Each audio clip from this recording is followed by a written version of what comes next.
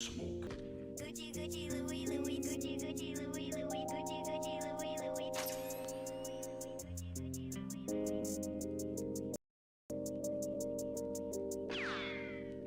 Gucci, Gucci, Louis, Louis, Gucci, Gucci, Louis, Louis, Gucci, Gucci, Louis, Louis. Fendi, Fendi, Prada, Fendi, Fendi, Prada, Fendi, Fendi, Prada, Gucci, Gucci, Louis, Louis, Gucci, Gucci, Louis, Louis, Gucci, Gucci, Louis, Louis. Fendi, Fendi, Prada, Fendi, Fendi, Prada, Fendi, Fendi, Prada, Gucci, Gucci, Louis, Louis, Fendi, Fendi, Prada. Them basic bitches wear that shit, so I don't even bother.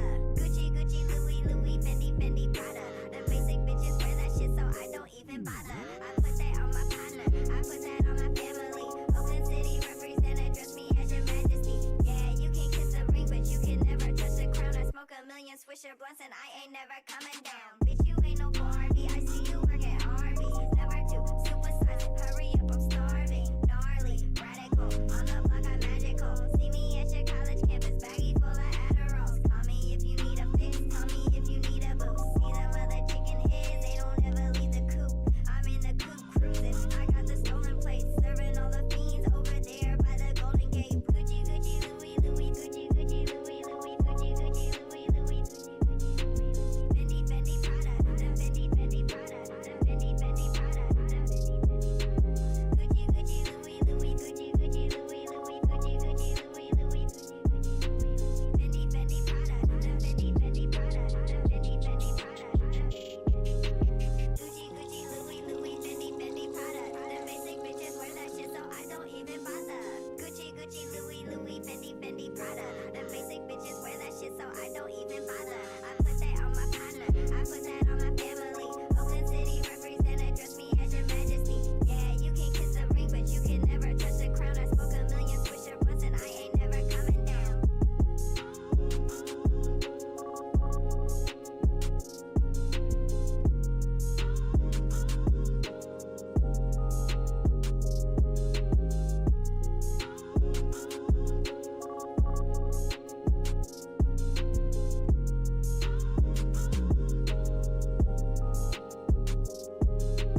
Smoke. Smoke.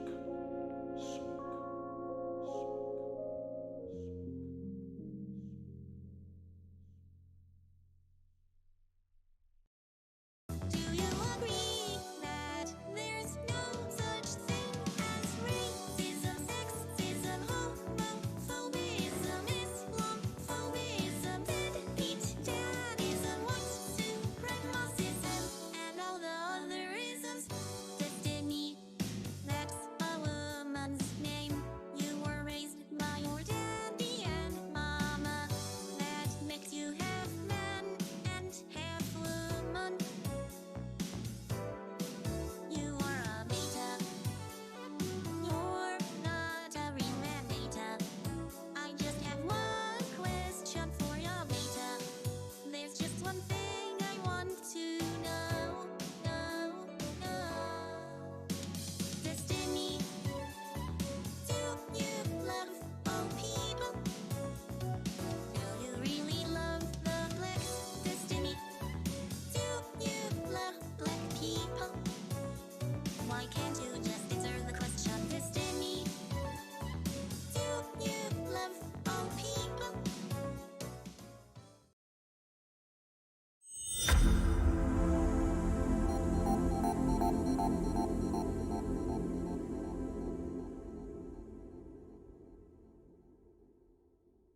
System, the company store, the paradigm of absolute control. And that's why we're just out here doing simple things, pointing out that we're meant to be in nature and be natural. And this is where we find the source that God made to transcend the New World Order. And that's why they want to try to keep us out of it. I'm angry. I've had enough of these people. They're a bunch of Christian murderers, scum. They're on giant death factories, keeping babies alive and selling their body parts. What more do you need to know about these people? I go out and face these scum. They literally crawl out from under rocks. They have green looking skin and they run around screaming, "We love Satan, we wanna eat babies." I have them on video. Hillary's in the creepy, weird, sick stuff, man. She sleeps in the same room with that creepy, weird woman whose mother wears a hood over her head. What the hell? That woman number one is ugly. Imagine how bad she smells, man. I'm told her and Obama just stink. Obama and Hillary both smell like sulfur.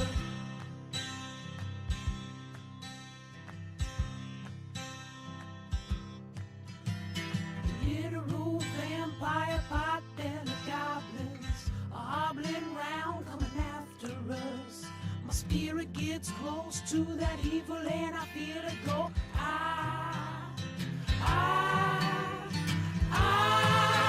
We're such self-centered crap. We don't even notice hell itself rising up against us. Millions of pointed people of the very worst type, and I'm so pissed. We're gonna stab your daughter at the mall. We're gonna stab your wife, your son.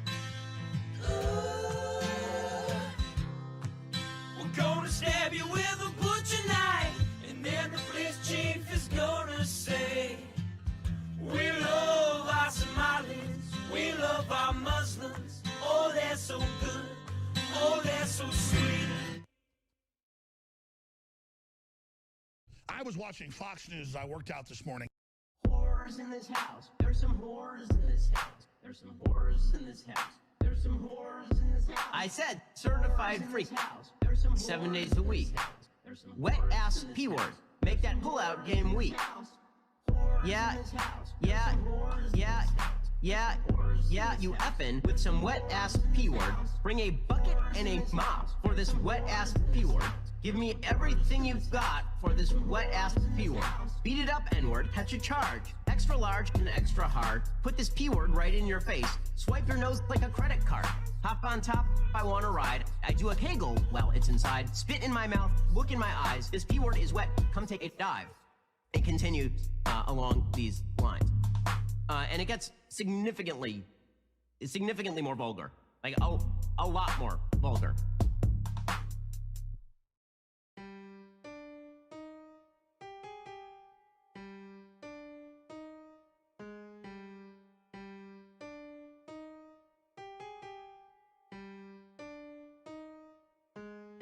I keep that thing on me. God damn it, Bobby. They see me selling propane and now they trying to copy.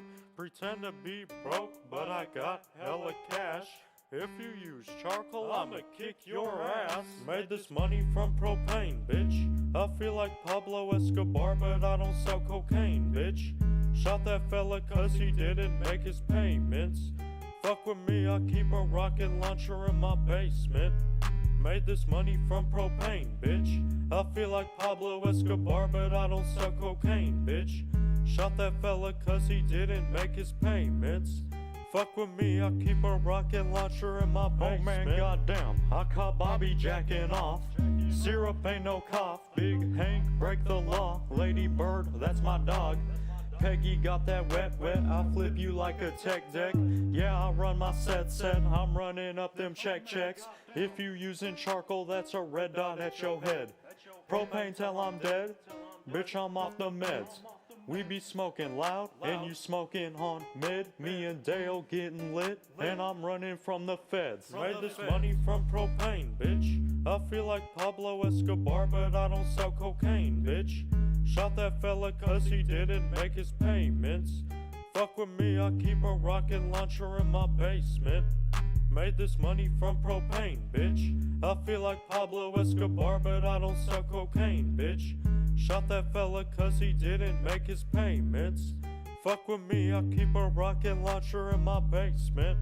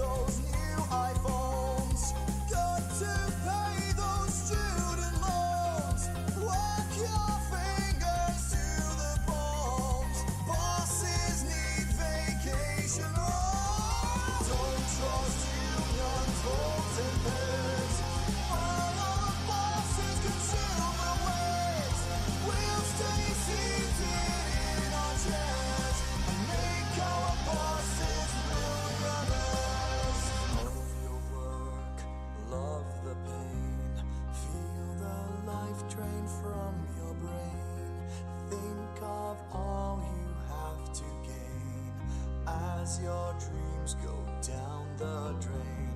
Come on, wagey, join the crew. Don't you want your wages too? And if the boss man makes you blue, you deserve it, you're a screw. Killing comes round after ages. You can come collect your wages. Throw your bodies out your rages. Then get back to your cages.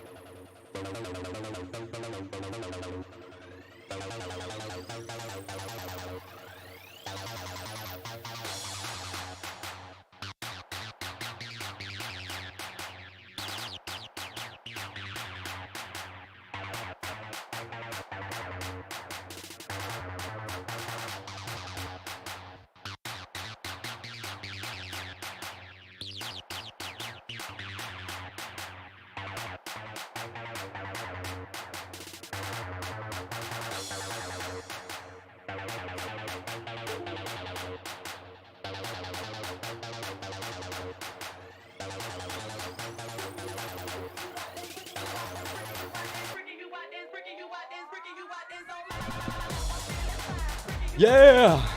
It's another Beat Week broadcast. Let's go! Are you excited? Yo, I'm excited. Hype! It's been a good week. It's been a bad week. Don't matter. We're here now. Let's go. We got some crazy news to cover. I got a new haircut. Wow!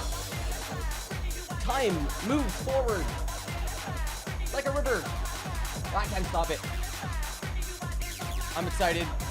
It's a cold day in Montreal. I'm all caffeined up. Caffeinated to the max. And I'm here to tell you about the news and cool stuff from the internet. That's what you're here for, right? You're here, you're cool, you're chill. I'm happy we can bring in this Friday with some hype, some excitement, maybe, hopefully, some laughs. Maybe we'll get our laughs in at some point. Tomorrow's going to be an even crazier stream. Also looking forward to that. But today we catching up on the news. Man, it's been a long week since I streamed. Holy cow. I actually couldn't stream yesterday. I was just I partied too hard, everybody. I just partied way too hard to stream Thursday morning like I should have. I'm sorry. I probably should have said something, or I was just out of it. But it was a good night. It was a good night. Yeah. So I'll tell you all about it. We'll check out some of what's been popping off in the timeline. Papa Musk is out of pocket. Let's turn down the music. My man Papa Musk is out of pocket. He is not doing okay. Let's say that. So we're gonna find out what's gone wrong with him. We're gonna go check out the slip up by George W. Bush admitting that he's a warmonger. Yeah. You hate to see it, or you love to see it. I don't know. It was pretty funny. I'm gonna blast off. We're gonna tell the world we live. What else we got planned for today? We've got the baby formula. Oh man, that's an interesting arc. I'm I'm wilding out about Republicans right now. They've done some interesting shit of late. Holy cow. I wrote a new poem in a day. That doesn't happen too often. And started an Instagram account, everybody. Holy cow. Can you believe it? So we got ourselves a jam-packed stream. I hope you're as excited as I am. I'm just gonna blast off on Twitter, and we're gonna cover the news, everybody. Yeah, I'm definitely super excited. Had a good weekend. Lots of good shows. There's another big show coming up this Saturday that I'm super excited for. If you're in Montreal, you gotta come check it out. Throw Poetry Collective will be at l'Afro Musée. It's gonna be really fun. And yeah, it's nice to see the city sort of come back to life. Finally, after so long. Oh my goodness. So, yeah, I mean, I'm looking forward to it. We should have some heavy hitters come in, and I'm excited for that. What else? There's also, I mean, I think there's an Ontario election going on right now that's probably worth checking into. Because last I checked, like, Doug Ford might actually take it again, which is, not very good. C'est pas bon, là. Okay, we're about to blast off on Twitch and YouTube. And yeah, I hope you get yourself some coffee, cigarette, weed, whatever you need in the morning.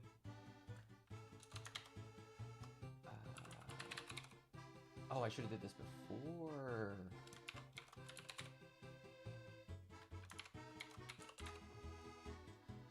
Elongate? Is that what we're calling it? Is it elongate? Oh no. Oh no.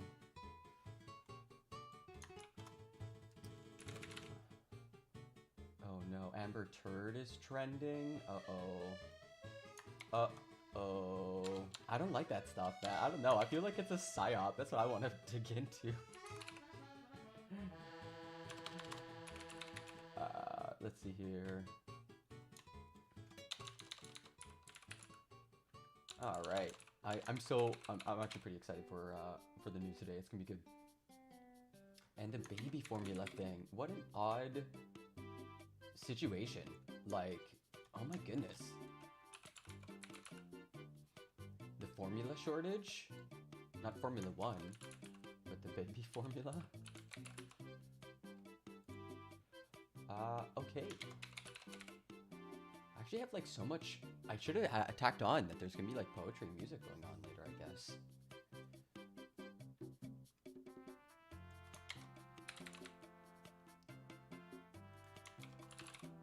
All right, let's go, everybody. I should have did this before. Oh my goodness, I'm so bad at this. All right. Okay, I'm here with you now. I'm here with you. We blasting off. Oh, my request couldn't be processed. What the hell does that mean? All right, we got ourselves a good stream. I hope you in a good mood. Some days, I feel some days I got like one day good mood, one day bad mood, and it just goes back and forth. And I just have to ride that roller coaster as best I can. But we got ourselves some interesting things that have happened, let's say.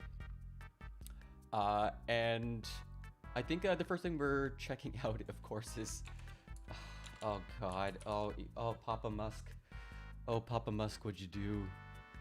What'd you do, Papa Musk? All right, everybody, let's get into it. Oh no. That's what his fanboys call him, Loud Tyrant Youth, Papa Musk. He will teach us the way. Okay, this is so stupid. I hate this shit so much. Okay, let's go. Elon Musk exposed himself to a SpaceX flight attendant. Oopsie daisy. Oh yeah, richest man in the world there. Oh, I fucked up. Here, Elon Musk exposed himself to SpaceX flight attendant. Here we go. Let's do this again. I think of it with the claws are master vibes. Oh no. Daddy Elon instead of Papa Musk? I don't know. The word Musk is, I don't know. It's intoxicating, let's say. The billionaire tech mogul allegedly offered a severance package worth $250,000 to a now former SpaceX employee after exposing his genitals to her. Business Insider reported Thursday night. Oh, Business Insider got it? They got the scoop? Yo, Business Insider with the scoop. Who knew? Who knew? I don't even like the man. I don't know who does any. If you like him, something's up. It's like a purity test now. So if you stan Elon Musk or Joe Rogan, people can be pretty certain you're terminally online. Like, you've spent too long on the internet. You might be a crypto bro. I don't know. Something's up there. Something's up. I'm just gonna bring up chat. Hey. I know. I think something that I've realized recently is that I have grown up on the internet, but I somehow am not terminally online. I have interests and hobbies which require me to touch grass. I cannot slackline online. I cannot, do judo online or whatever, or poetry. Well, I guess you can do. I want to make poetry online. We can do it, everybody. I got some good poems later if we're into it. Okay, so here we go. A flight attendant for SpaceX said Elon Musk asked her to do more during a massage, documents show. Classic. Oh God, you've logged 340 hours? Oh no. No.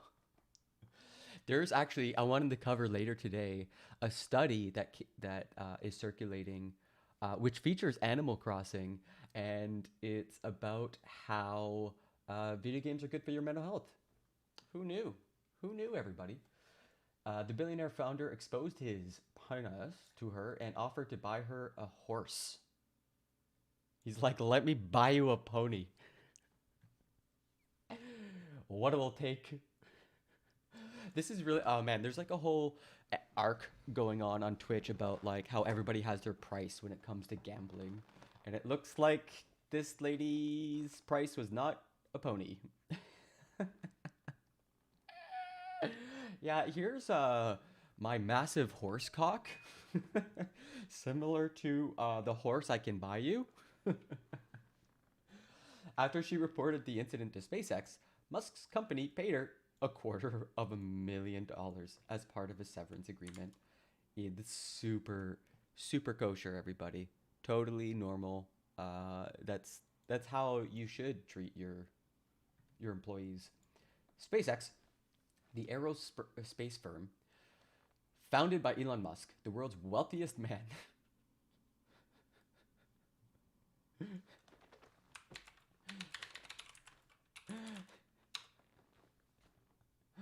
Every time it makes me laugh. The world's wealthiest man. And then, as his pinned tweet, in the past, I voted Democrat because they were mostly the kindness party, but they have become the party of division and hate. So I can no longer support them and will vote Republican. Now watch their dirty tricks campaign against me unfold. Famous left-wing news publication, Business Insider, putting out their hit piece. Yeah, anyone else think the timing of this tweet, May 18th, is kind of suspicious?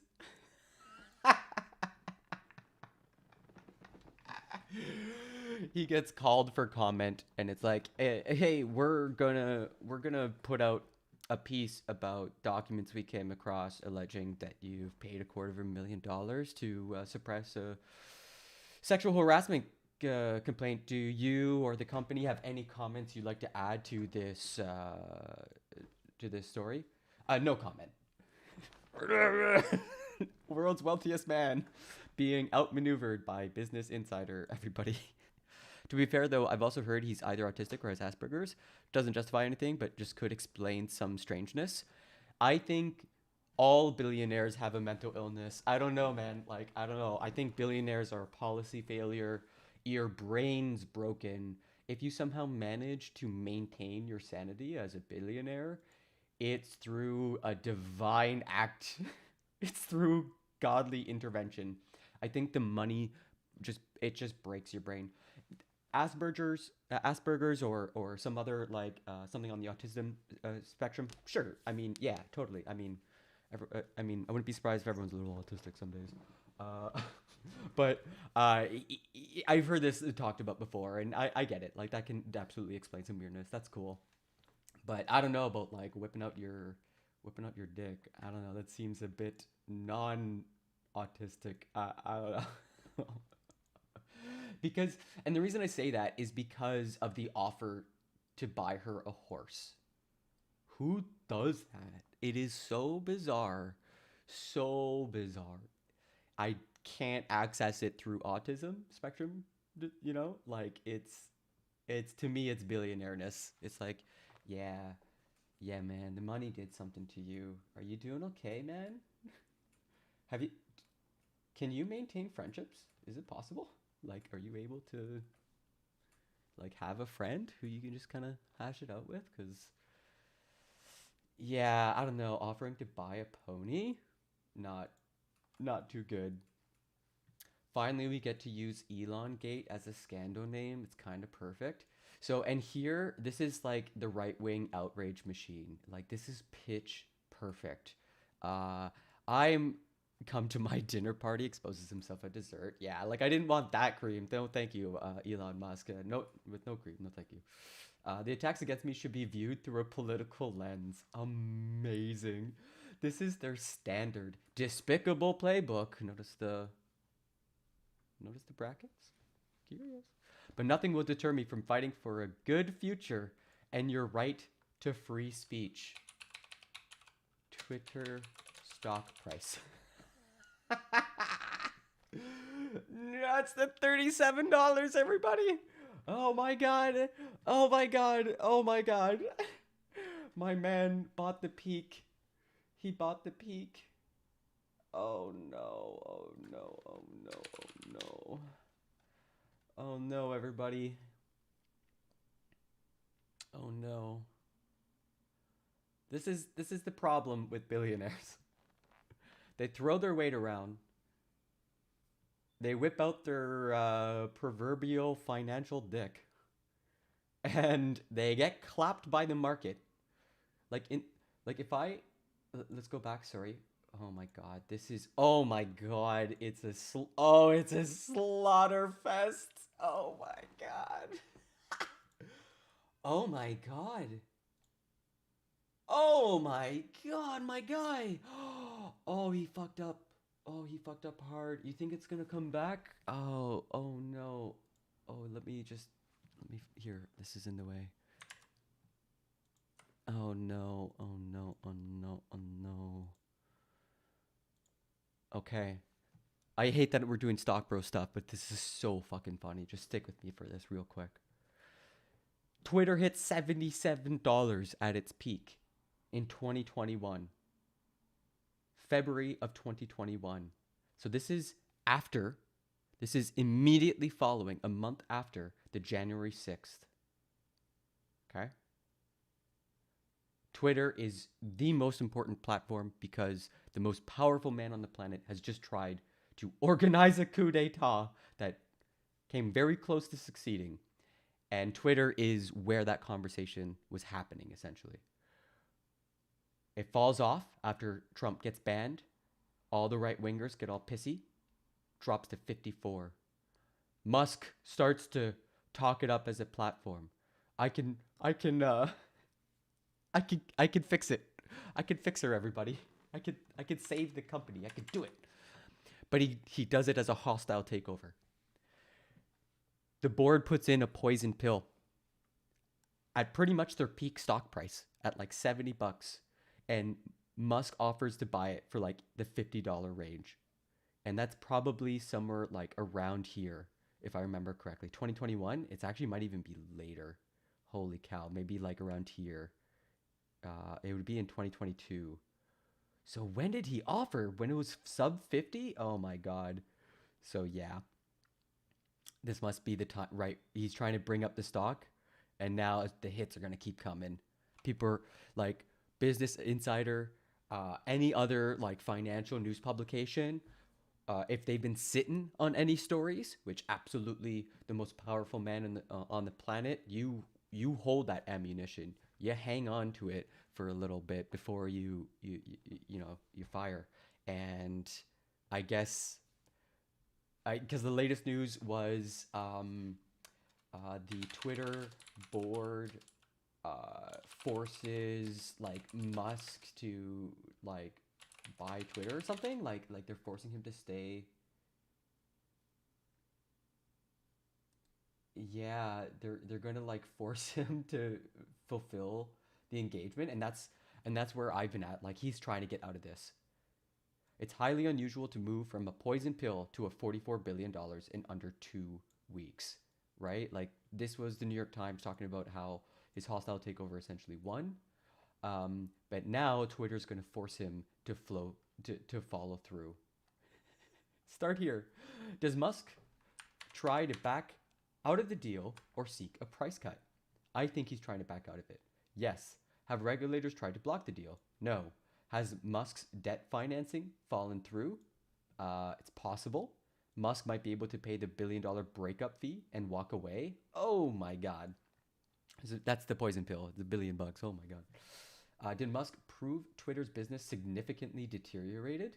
No. And he might try some other attempts. That must be what all that like, Twitter's full of bots. Why are any of you real? Twitter sues Musk to follow through with deal. This is like the point we're at right now. If Musk wins, then he can maybe pay the $1 billion to get out. If he loses, the deal's completed. And if they settle the case, they'll set it at a lower price, or Musk walks away, but he owes money. Like it's going to play out one the other way. So this is very helpful. This is a good flowchart from Wall Street Journal. But Tesla's getting rocked, and this is going to rock it harder. This is absolutely going to well, I mean, look, it's up 1%. Up 1%. But I mean, look at this. Woo! in the past month. Oh, yikes. Okay, that's enough stock nonsense. I just thought it was funny. I thought I could tell a story here. Especially with like Twitter like sort of forcing him to follow through. Just made me think like they're popping champagne bottles, like, yeah. So yeah, he's a dirty boy. Billionaire tech entrepreneur Elon Musk allegedly paid off a former employee through his aerospace company SpaceX after sexually propositioning her during a 2016 encounter aboard his private jet, according to a Business Insider report published Thursday evening. Put on some music. The publication's report, written by Rich McHugh, cites documents obtained from a friend of the flight attendant who was allegedly paid $250,000 by SpaceX in 2018 to settle a sexual misconduct claim brought against Musk by the employee.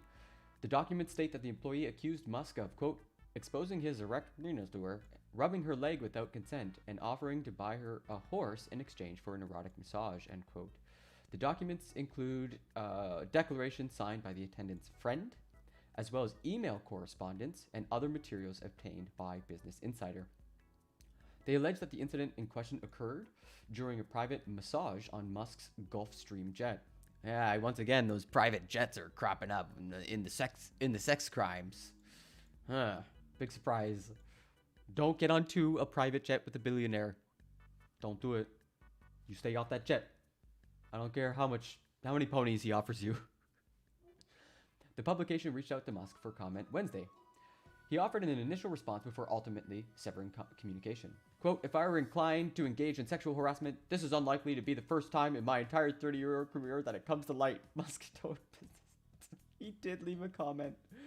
He also characterized the inquiry as a, quote, politically motivated hit piece, according to the, billionaires do be criming. Like, that's what I mean. It's a policy failure. At a certain point, you've just escaped society's ability to restrain your power. Like, society can't keep up with how much legal weight you can throw around. You can overwhelm the government's coffers when it comes to legal challenges. Or you could just poison the Supreme Court, you know, if you put enough time and effort into it. Like the Coctopus, you know. Remember the Koch brothers? SpaceX Vice President of Legal, Christopher Cardacci, refused to comment on any settlement agreements when reached by phone. According to Business Insider, the declaration describes the 2016 encounter, which led to the later settlement, as occurring late in the year. It states Musk beckoned the attendant. He beckoned her, everybody, with a curled finger. Hey, you, get over here. It states Musk beckoned the attendant to his room during a flight and was found, quote, completely naked except for a sheet covering the lower half of his body.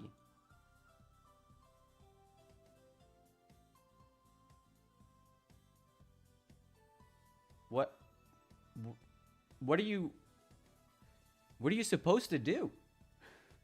Hey boss. What's going on under there? What you need? You need some water? Can I fetch you a drink? I think I hear the pilot calling me. You want me to tell you what he wants what he's asking me about? It states Musk exposed his erect penis to the SpaceX employee and, quote, touched her and offered to buy her a horse if she would do more. He's like, that's a nice sheet. Maybe like some friends. I got some denims over here. I got some pants. You want to get some dress? Don't you have a gala later? We should get ready for that. I got your pompadours and your bow tie. But no, I'm not. I don't want to do more than hold your hand right now. I don't care how many ponies you buy me. I don't own a ranch. But that's the part I don't understand. I just don't get it. Usually it's like, I'll buy you a car. Or I'll take you to Paris. I will buy you your dreams or something like that. I'll buy you this expensive thing that costs lots of maintenance, and I hope you could come visit your pony on my ranch. You'll get me the ranch too. Yeah, I don't know. I don't know. Would you do it for a ranch and a pony? You know, just maybe negotiate. Just give him a little handy. Oh no, I just realized. Oh no, I got an awful segue. I got an awful segue. Oh god, no. Oh no. Oh, fuck. I'm a horrible person. Okay, we'll get there. There it is.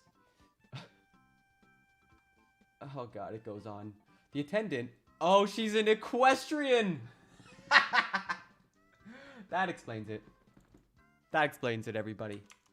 She's already a lover of horses. That's why he offered her a pony. Okay, it all makes sense. I take everything back. This is clearly a sensible offer. This makes sense. Yeah, no. We're all wrong. We judged too soon. Don't judge a Musk by its cover. This... I hate that this is called Elon Gate. It is awful. It is awful. Like, I think the thing that is so classic about this is he went only by its scent. Oh god, stop. He went full Republican. He's just like, I am now a card-carrying member of the Republican Party because they are less divisive and more wholesome.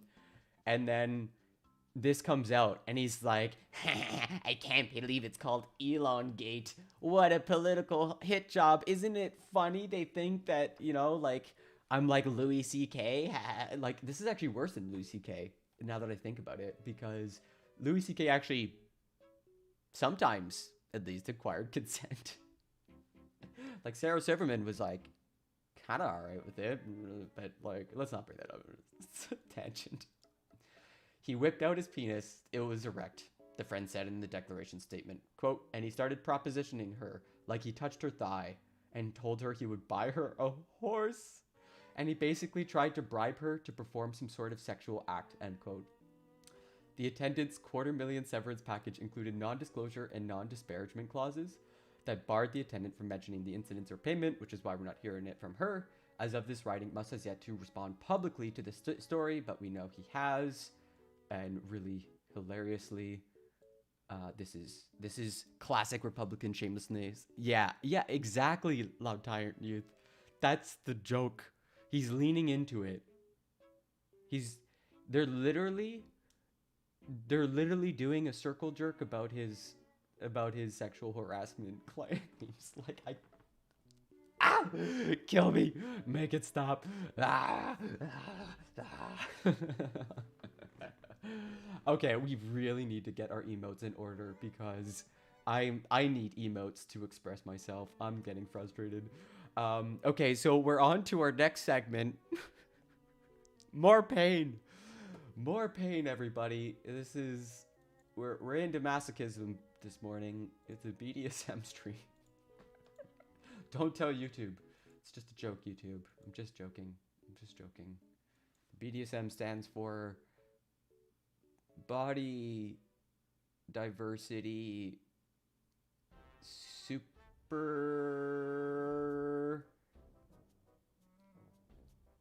Amazing. I can't do it. I obviously can't improv this morning. Okay.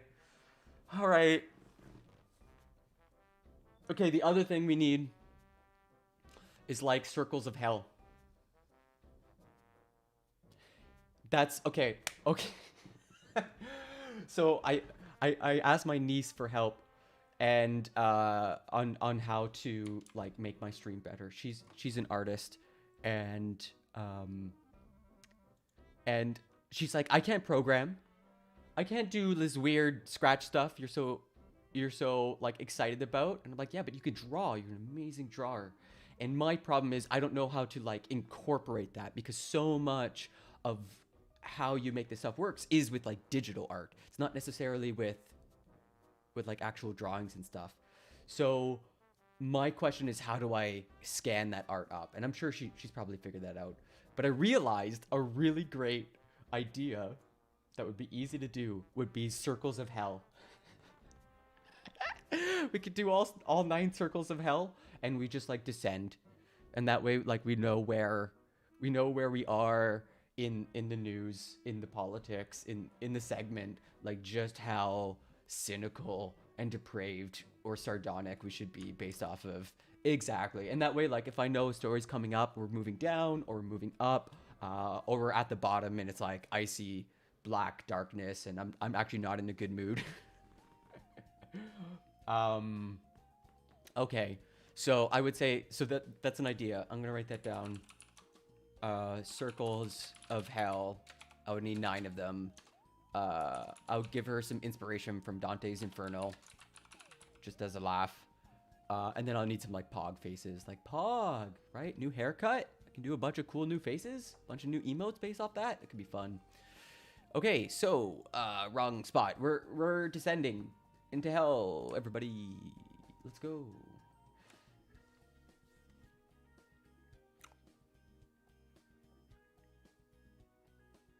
Why women shouldn't ride horses, bikes, or bicycles? From Alpha Masculinity. This is a writer on biblical masculinity, gender roles, masculine frame. How's my frame, everybody? How's my... I got the V. Do I got the V going? I got the chiseled jaw. How's my frame? I cut my hair so that my frame's better. Oh, and female nature, which of course is au naturel, you know, and very holy. And general manhood. He has almost 20,000 followers. He just created his account. How is this happening? Okay, everybody. I write this as another red pill of female nature that husbands and fathers must swallow for the betterment of their marriages and society. I care for my fellow brethren. It is the very reason this account exists. This tweet violated... This tweet also violated the Twitter rules. Oh, okay, cool. All right. It's good. This account exists. Further evidence of this, we're not sure what, is a woman's ability to have multiple orgasms in a short amount of time. Women can also be sexually satisfied without orgasm, which means a man can play and have sex with his wife for any length of time, be it 5 minutes or an hour. That's true, everybody. Did you know that about yourself? Women in the audience, did you know about this about yourself? So if he only lasts 5 minutes, it's cool, right? It's cool. It's actually totally fine. It's actually very natural. Don't you know anything about nature? Come on. The point is, women are easily stimulated and aroused through almost any part of their body. Elbows, knees. You ever have a guy just rub the bottom of his beard? You know, you're making out with him, and he just does this, and it just scrapes all along your perfectly smooth skin that's been made up, immaculately touched together, and he's just nuzzling his angular hair into your... Don't you just love that? Isn't it such a lovely, stimulating feeling? Oh, so arousing. They should be careful of what they do or in what activities they take part.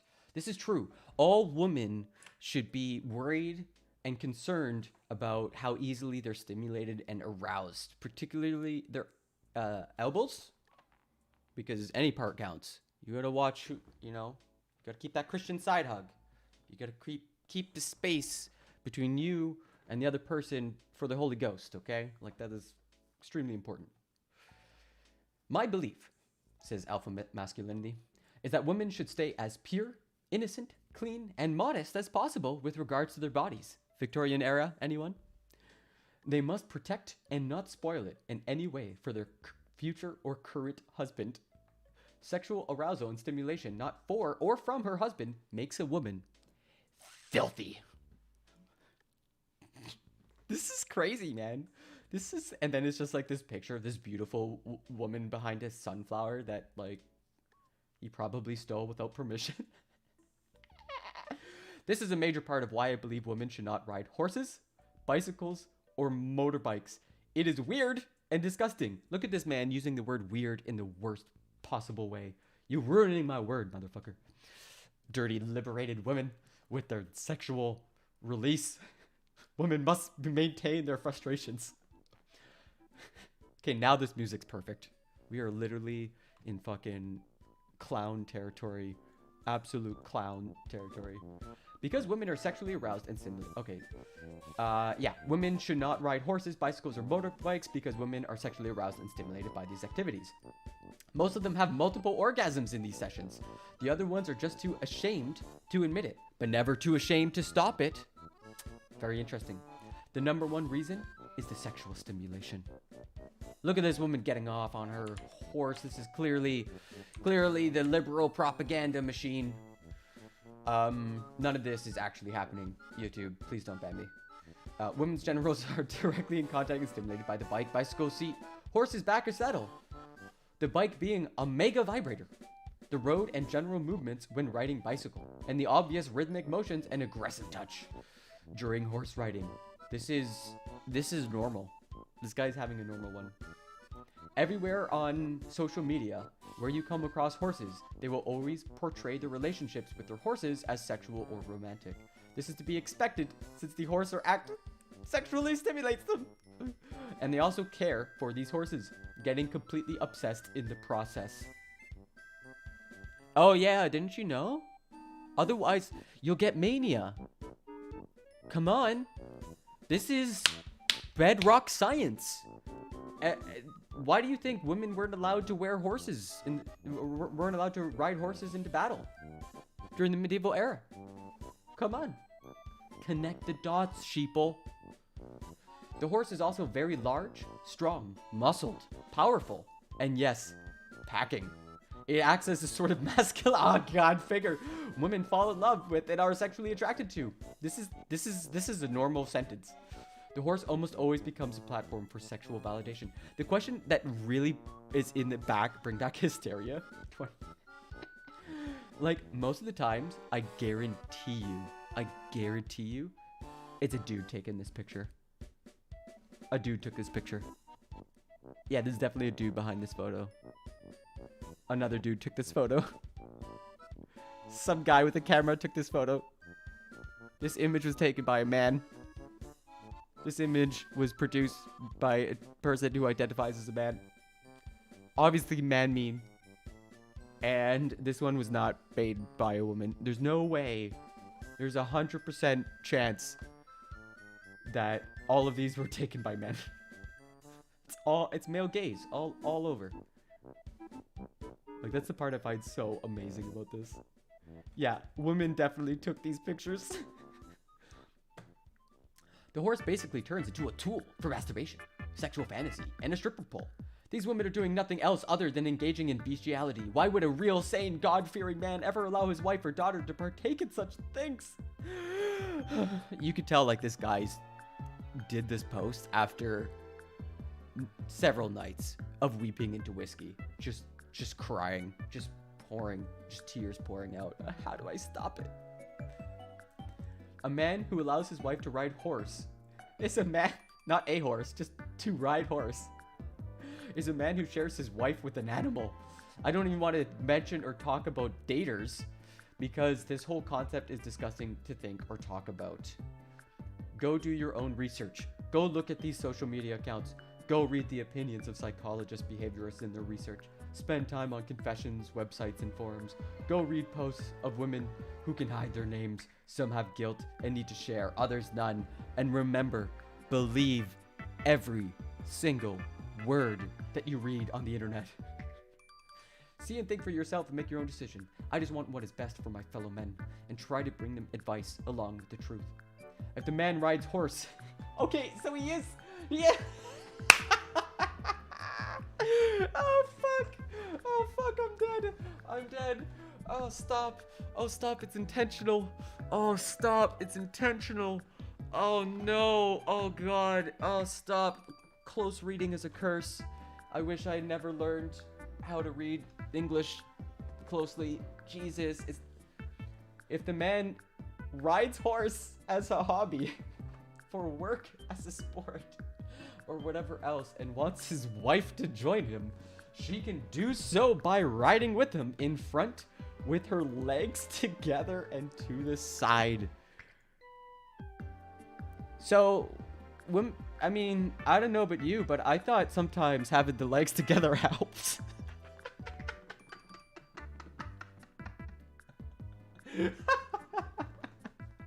Oh, I'm a dirty boy this morning. God damn it. Here's some support for my claims. Quora, quora, quora, quora, quora, quora, quora. I can't do it. I can't do it. This is insane. This is insane. We are in the bad place. We are absolutely in the bad place. Just sobbing while he types. Yeah, this is deeply unhinged. I don't know what's going on in the internet anymore. I've lost all understanding. I've lost all ability to process the information in front of me. So now we understand why, if she's an equestrian, she already has horses. If she's already got horses, why would she want a pony when she's got herself she's got herself a stallion at home? I'll stop. Okay, I'll stop. Sharon, I love you.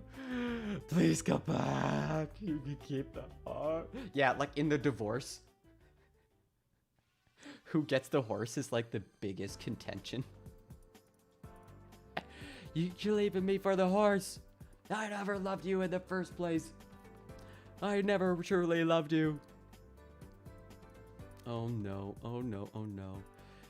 Okay, this arc was cursed. This is a cursed arc. We're descending further into hell. Yeah. Hell, everybody. Hell world, yeah. I'm sad that Shuon had beat me to the hell world meme. Okay, so George Bush admits to being a warmonger. This is fun. Even if you've already seen it, it's gonna be super fun to watch it again.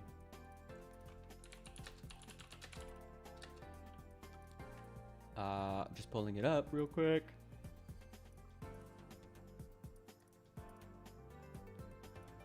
Okay, so here is the news story from Vanity Fair. Bush accidentally admits he waged a brutal and unjustified war in Iraq. Oh, make it stop. Yeah, remember Bush? You remember the warmonger? That's cool. Let's pull up, see if we can pull up the whole clip.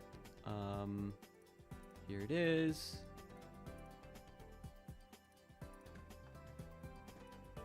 Okay, Nintendo, you can hang out for a bit. Now, I don't have a... We're gonna skip. Well, I think we can watch segue this. here, but I absolutely have to play you this piece of tape we just got in. Former President George W. Bush was delivering a speech at his presidential center today at Southern Methodist University in Texas. And while talking about Russia and its president, he made what must be one of the biggest Freudian slips of all time. In contrast, Russian elections are rigged. Political opponents are imprisoned or otherwise eliminated from participating in the electoral process. The result is an absence of checks and balances in Russia and the decision of one man to launch a wholly unjustified and brutal invasion of Iraq. Of Ukraine. An absence of checks and balances in Russia and the decision of one man to launch a wholly unjustified and brutal invasion of Iraq. Of Ukraine. a right to. Anyway, That's the part that fucks me up. That's the part that fucks me up. Like, okay, he makes the gaffe, but then he leans into it. a right to. Anyway, Iraq 2. Iraq 2. He just... And everybody just laughs. Oh, remember that illegal war that America waged as a hegemonic empire in order to secure oil and advance their geopolitical interests in what is widely regarded to be the graveyard of empires? Remember that arc? Remember that? 75.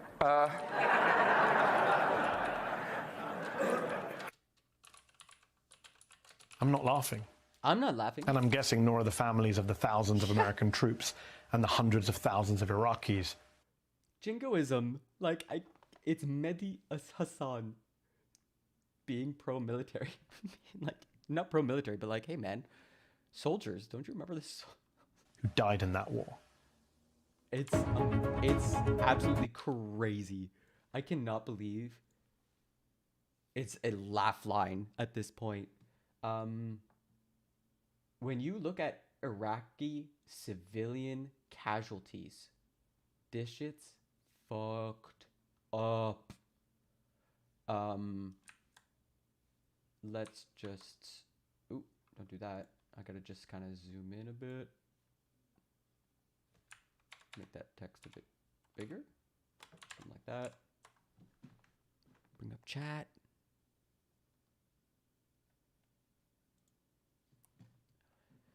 Oh yeah, I mean, what's some days you bump into somebody in traffic. Other days you illegally wage a war that kills hundreds of thousands of people and horribly violent deaths. Iraqi civilian counties. The IBC project has recorded a range of at least 185 to 200,000 total violent civilian deaths through 2020, January 2020. This seems low. What's the total? According to a 2010 assessment, U.S. and coalition forces had killed at least 22,000 insurgents as well as 13,800 civilians in the Iraq War, with the rest of the civilians killed by insurgents, militias, or terrorists. According to a 2013 Lancet article, the Iraq body count is, quote, a non-peer-reviewed but innovative online and media-centered approach that passively counted non-combatant civilian deaths as they were recorded in the media and available morgue reports. Yeah, so I guess there's a massive gap. The numbers will always be significantly lower, or at least moderately lower. So yeah, yearly totals, tens of thousands. Civilian deaths. That's what it was. Yeah, look at this. 10, 20, 30. Oh, no, wait. Holy cow. 10, 20, 30. We're at 40. Jump up another 30, so that's 70. We're at 95, 105, 110, 120, 130, 130. Oh my God, like in the hundreds. It just an absolutely insane thing. And if you spoke out about it, like, remember the Freedom Fries thing? Like, holy shit, American jingoism was intense. It was pretty intense, even in Canada. Like, we felt it. Oh my God. a right to. Anyway, and brutal invasion. Can you, like, I just don't understand how you can make that into a laugh line. It's odd. It's not recommended. Not recommended. Not at all. Yeah. Okay, so what's up next? We are going to check out the baby formula stuff, the baby. I can't help it. I'm getting into it with pro-lifers. I think I'm calling them anti-lifers at this point. We've pierced through the veil of their arguments because the the contrast between what they say they believe and their actions has become too different. Like you can't. Oh, it actually says oopsies right here. Oh boy, Best Levin, that's a good little tag. So we're gonna dig a little deeper because the baby formula stuff, I didn't realize how serious it was. I heard about it here and there, and I thought it was like a whatever, but no, it's pretty intense. So even in Canada, we're starting to report on it. One of the big questions was like Canada trying to get our product over to America, but because of the USMCA, the new trade agreement that Trump negotiated between Mexico, America, and Canada, we can't help. Thanks again, Trump, making Canadians keeping Canadians from helping their neighbors. Like that is such an American thing. Yeah, absolutely. It's out there. And also, like, when I dug into this, I didn't realize how important formula was. Like, we're seeing just to have like a stable, readily available nutrient supplement for babies, because not everyone can lactate, and sometimes like I don't know, like it's just like not feasible sometimes. I really have to go to the washroom, so I'm gonna play this. I'll be right back. empty shelves, 1 or 2 boxes. An ongoing baby formula shortage has some parents panicking about how to feed their infants. The lack of stock or preferred brands at grocery stores has left them scrambling for a solution. With the shortages that we are experiencing in our local grocery stores, there are other alternatives that we are not looking to present our daughter with, because we don't want to play with her gut health. So we are relying on Amazon. Shireen Mohiuddin has an 8-month-old daughter who requires ready-to-feed formula. She says finding enough of the product is a constant source of stress. I'm not breastfeeding, and knowing that my child solely relies on formula is very discouraging, very anxiety-provoking, because I am going through my own postpartum journey. Moms need all the support right now, and the shortages are not helping. The Retail Council of Canada says a recent recall by U.S. manufacturer Abbott has had a somewhat subdued impact in Canada, softened by the availability of private label formula from grocery retailers. The February closure of Abbott's Michigan factory due to health and safety concerns is a big part of the problem, contributing to wider issues dating back to mid-2021. The global supply chain challenge that we have all been living for the past couple of years is also contributing. There is a shortage of some of the raw ingredients that goes into baby formula. An example could be sunflower oil. And especially for those more specialized formulas, that has definitely been an issue. And that's because of the war in Ukraine. Sunflower oil, the large majority of sunflower oil is produced in the Ukraine, and I also believe Russia. Some people have to supplement even if they breastfeed? Yeah, absolutely. I mean, I can just imagine it would be nice not to hurt for like a day. I hear that can kind of suck. Babies are like just getting their teeth and like, oh man, I got something to chew with now. The other thing that we're seeing as well is the other formula manufacturers are now also starting to experience supply issues in a response to the increased demand. There are also reports of panic buying in some parts of Canada, worsening the issue. The Retail Council has been working with Health Canada on a solution. They have just recently approved an interim policy for certain products to be sold into Canada from other countries. And those countries are other states within the United States, the UK, Ireland, and Germany. On May 16th, Abbott also reached an agreement with U.S. health officials to restart production. Even so, restocking will take some time. Once the Abbott facility does get back up and running, it does still take some time to get those products produced into the shelves. And so we still are looking at potentially, a 6 to 8 week kind of. Sorry, I'm just looking for like a clip of this woman doing something pretty dirty when it comes to baby formula. Flag. The Retail Council of Canada is urging people not to clear out shelves when they see products in stock, and some retailers are also placing buying limits while the shortage continues. For City News, I'm Dilshad Berman. Yeah, here it is. Here it is. I found it. Okay, this shit is wild. I'm swearing so much this morning. Oh my god.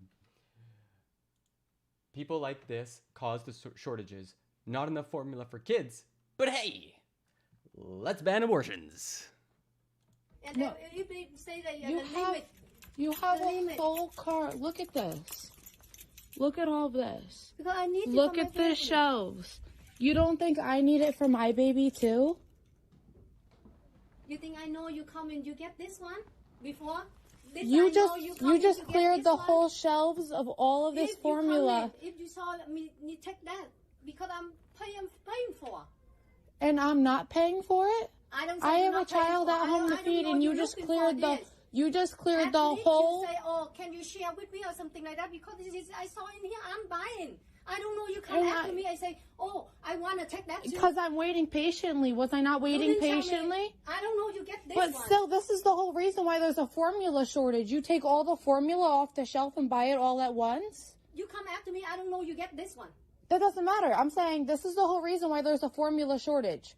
You come and you buy all the formula at once. And there's kids who need formula today who won't be able to get it because you just bought it to stock up. Preach.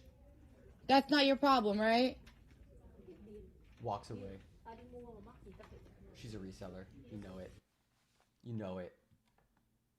I think if you look closely too, like one of the things I wanted to check in on this video. Yeah. This is rage inducing.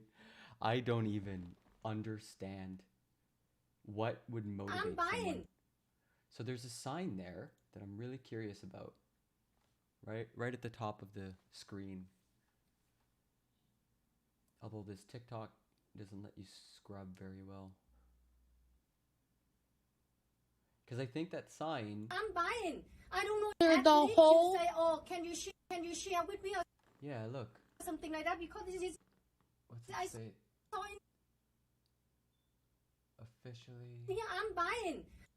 It's something like available check target.com maybe? I don't know. You come after me. I say, oh... I think not waiting patiently? Oh, there's something assortment. Patiently. Was I not waiting patiently? Oh. Because I think it's one of those signs that's like you cannot buy more than a few. I don't know. This is wild. Something's wrong with America. something's wrong. Yeah. Oh yeah. I think like the Defense Production Act was even enacted. So yeah, we're gonna follow this up. I think it'll be the last rage-inducing thing before I give you some comedy, just to break it up a bit. Representative Mike Johnson asking the important abortion questions. Do you support the right of a woman who is just seconds away from birthing a healthy child to have an abortion?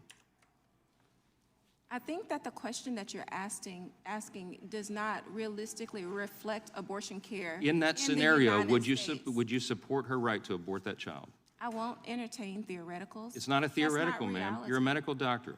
I am a medical doctor, and that has never happened. Never happened in your practice, ma'am, but it happens. How about if a child is halfway out of the birth canal? Is an abortion just off it right before it comes out? Abortion permissible then?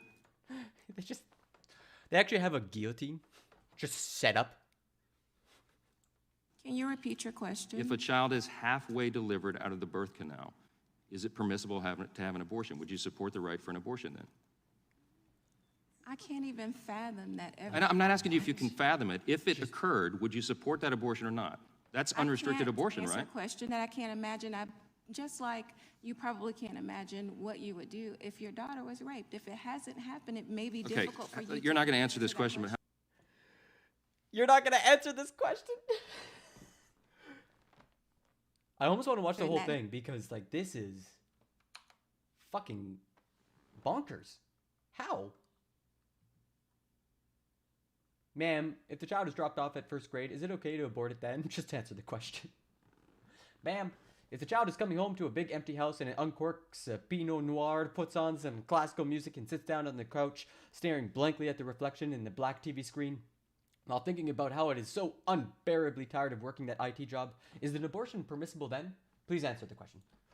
Ma'am, If a train leaves Cairo at 3 a.m., averaging 30 miles per hour, and another train headed in the same direction leaves Cairo at 6 a.m., averaging 60 miles per hour to the nearest 10th, how many hours after the second train leaves will it overtake the first train, and is it okay to abort that?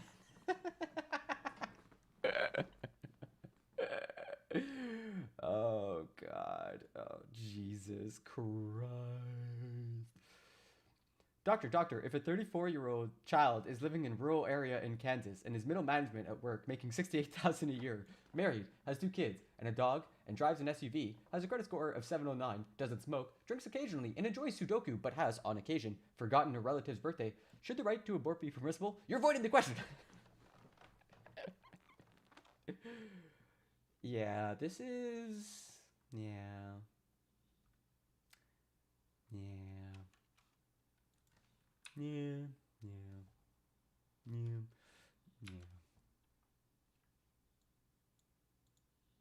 Yeah, I'm getting worried, guys.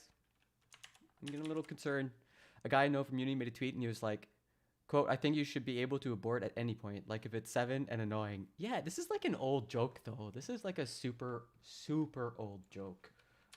Mr. Show, Bob David, abortion scene. Oh, is someone clipped it? It might be buried in here somewhere. This is definitely gonna be DMCA, but I'll try to find the abortion scene. Where is it? Oh, damn. Okay, it misled me. But these 2 guys, you might recognize them actually. Back in the day, they were some very interesting, incredible comedians. Mr. Show was absolutely amazing. And they had a scene where, yeah, they're trying, the whole premise is them trying to abort their like 7-year-old child who's just being really annoying and driving them nuts, you know, like a husband and wife. So yeah, that's reality now. That's just part and parcel of the Republican Party. Just normal. Oklahoma passes law.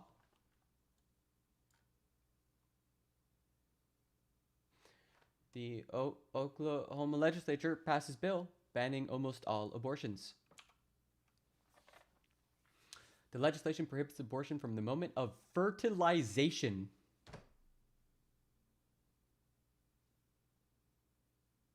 And relies on lawsuits from private citizens to enforce it. If the governor signs the bill, which he probably will, it would be the nation's strictest measure and take effective immediately. So it's a direct confrontation with Roe. Again, just sort of like, yeah, I don't even understand it. You can only hold this position if you fundamentally don't understand the process of pregnancy. It is what is it, like 30 to 40% of miscarriages are just kind of like your period. It's just like your regular menstrual cycle. You don't even know that you had an egg that had implanted in the lining. And now we're talking about fertilization. So all that in vitro stuff, illegal. Those are all babies now. It's wild. The Oklahoma legislature gave final approval on Thursday to a bill that prohibits nearly all abortions starting at fertilization. Still trying to get my head around that. The bill allows private individuals to sue abortion providers and anyone who aids or abets an abortion. It would take effect immediately if the Republican Governor Kevin Stitt signs it. And he's pledged to make Oklahoma the most anti-abortion state, so he will sign it. Quote, there can be nothing higher or more critical than the defense of innocent unborn life. How about born life? How about the one that's alive with the ectopic pregnancy? It passed 73 to 16. Whoa. Ooh, that made me a bit sick to my stomach, actually. The measure is modeled on a law that took effect in Texas in September, which banned abortion after about 6 weeks and has relied on civilian instead of criminal enforcement to work around court challenges. Yeah, this is normal. This is how a functioning... Yeah, only the unborn matter. Yeah, we're reminded of that pastor's speech about the unborn and how perfect they are as your scapegoat because they're not poor, they're not widows, they're not orphans. They're not mentioned in the Bible. You have no moral obligation to take care of them. They're a perfect whipping horse for your moral crusade, and you yourself are not responsible. It's fucking gobsmacking. I think this is why that's where like the needle flipped in my head, and I went, the pro-lifers they're a death cult now. They went there. They crossed the line essentially. Like, it was already playing with it with all the like fire bombings of clinics and stuff, but now they're there. Now it's full on. But don't Catholics also believe you're born into sin or something? I'm technically Catholic, but I don't know. Catholics are also some of the greatest offenders of moral justice when it comes to women's liberty, because they very much believe that even, actually, if I think about it, even the Pope has come around on abortion.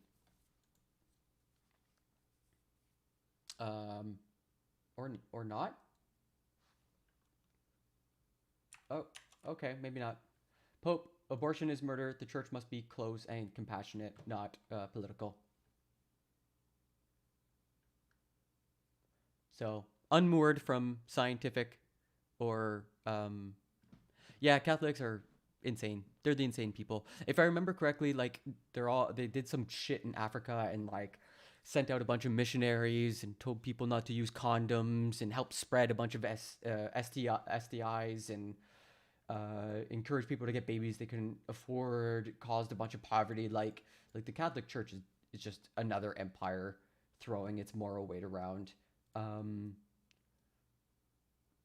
I think this is the part I remembered, that he was trying to draw back the politicization of the Catholic Church. I don't think it's successful. Right. So we're about to go full circle. We're about to go full circle on this. Also, we're like an hour into the stream. Like tweets, retweet them, tell a friend, just help the stream out. Everybody, ring the bell if you're on YouTube, and you'll find out when I go live. I am giving you value by my good insight and funny jokes. Isn't this worth your time? Okay, back to the show. Ad over. The Oklahoma ban goes further than the Texas law, which bans abortion after about 6 weeks of pregnancy. I remember us all freaking out, like, how are women, like, a lot of women may not even know they're pregnant. The bill defines an unborn child as, quote, a human fetus or embryo. An embryo in any stage of gestation from fertilization until birth. Anti-abortion groups believing abortion to be murder have tried unsuccessfully since the 1973 Roe decision to pass federal state legislation defining life as beginning at fertilization. So they couldn't make it pass muster in a court, so they circumvented the courts by passing laws where they could insert and make up their own definitions to do the thing that they wanted to do. It's really dark and cynical. The vote on Thursday was the latest step by Oklahoma's Republican-led legislature, working alongside Mr. Stitt to chip away at abortion rights until the procedure is all but outlawed entirely. Together, they have put their state at the head of the pack of Republican-led states, rushing to pass laws that restrict or prohibit abortion in anticipation that the Supreme Court is soon likely to overturn Roe. A leaked draft opinion written by Justice Alito, along with oral arguments in the case at hand, regarding a Mississippi law that bans procedure after 15 weeks of pregnancy, indicated that the court was prepared to do so. Yeah, we're aware of that. In Oklahoma, outnumbered Democrats in the state house pleaded with their colleagues not to pass the bill on Thursday. Several urged instead for Oklahoma to focus more on funding for family planning services or on improving the lives of young Oklahomans living in poverty. Nah, fuck those people. Like, nah, have the baby and you must suffer. Legislation like this, on the surface, says that we're going to end abortion in our state, said State Representative Trish Ranson, a Democrat who voted against the bill. The manner in which it chooses to do so is punitive, it's speculative, and it draws the worst of us together. No one is having a late term, but you heard. Listen to this question. Listen to this question. Just seconds away from birthing a healthy child to have an... Seconds away. That's where they are. This is what they think. Let me ask you, do you support the right of a woman who is just seconds away from birthing a healthy child to have an abortion? No, it's not medical necessities. Those doctors are terrorists and criminals, apparently. That's the line we're going with. It's fucking wild. like I've been worried about like the fall of the American empire for like at least a few years now, but I guess the part I hate to see in the crumbling is how the like how the paramilitary stuff starts to target pretty much the holiest people in the society. Like, who targets doctors? You're like, that's fucked. The bill makes exceptions for cases of rape and incest, but only if those crimes have been reported to law enforcement, which of course everybody trusts to do. Let's see how Oklahoma rape kits do. I'm just going to put in the word backlog because I know there is one. Oklahoma's efforts to end its rape kit backlog have led to new delays. June of 2021. As they work to address the problem of thousands of old untested rape kits, new laws and a lack of manpower have created the backlog of newer untested kits for much of the state. There it is. This is the like Kafkaesque way to sort of like wield power. If something prevents you from doing something, you just like create some channels around it and you just circumvent it. You say, oh yeah, we're totally, we're not so immoral that we won't protect women who have been raped or victims of incest. No, we're giving that to law enforcement. It works, everybody. Meanwhile, law enforcement is like completely overwhelmed. Thousands of untested kits. Motherfuckers. This shit pisses me off.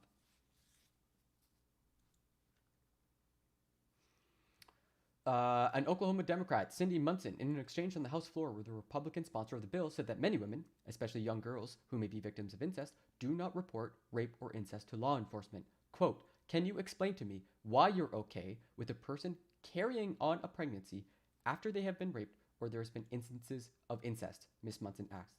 "You understand what incest is, correct? You are okay with that." "I'm okay with preserving the life of the child," Wendy Stearman, the Republican sponsor, responded.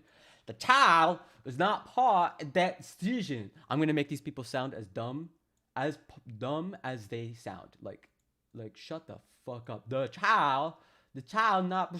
You're talking about a child, it's like a clump of cells at this point. It's fucking wild.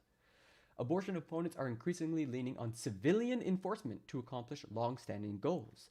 Even if no lawsuits are filed against abortion providers, civilian enforcement laws have led to a chilling effect among abortion providers and abortion pill distributors who stop their work out of fear of being sued. Heaven forbid the mother doesn't want to live with ongoing with that trauma. Yeah. Looking at the face of your father. Can you imagine that? Can you fucking imagine that? That'd fucking kill me. I could not do that. Quote, "This isn't a fire drill. This is not a rehearsal for what's to come. We are living in this real world right now. The Supreme Court will finalize that this summer." So, yeah, this is extremely scary. I forgot about this. I came across this and stuffed it down in a deep, dark hole.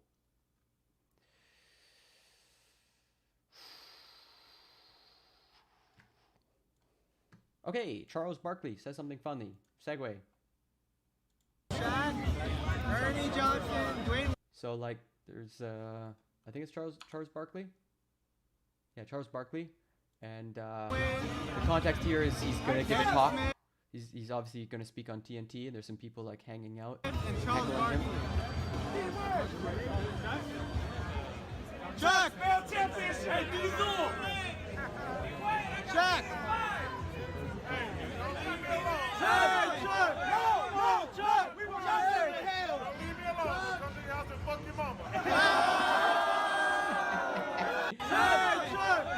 He says, "If you don't leave me alone, I'm gonna come to your house and fuck your mama."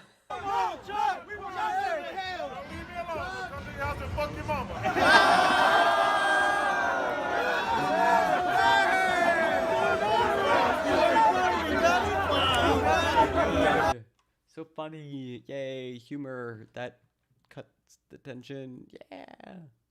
Everything's better now, everybody. We solved racism and sexism. We did it.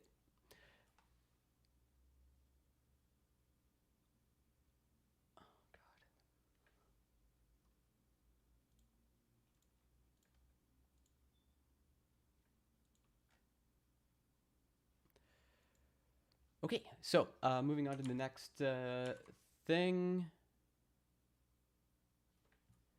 I think we're gonna get into the Amber Heard trial. I heard that she got rolled.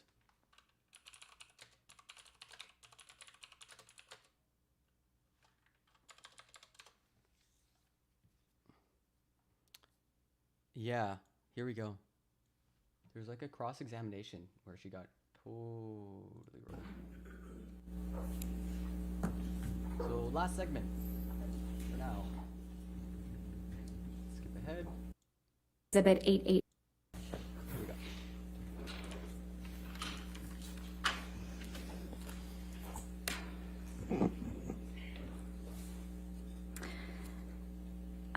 Tom, may I please have you put up Plaintiff's Exhibit 881A? 1A. Ms. Heard, I'm going to ask you to take a look at Plaintiff's Exhibit 881A. This is one of the articles containing the counterclaim statements by Adam Waldman. Is that correct? I haven't seen the article yet. Okay.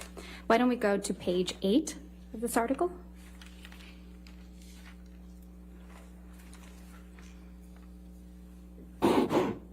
Oh, what the hell was that? What the fuck was that?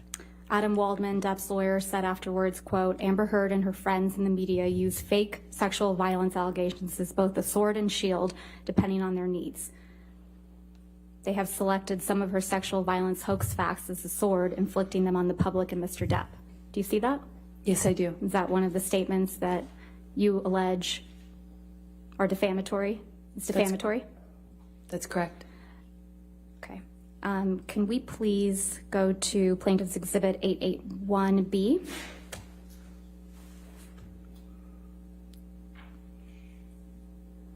And if we could go to page 10 and 11.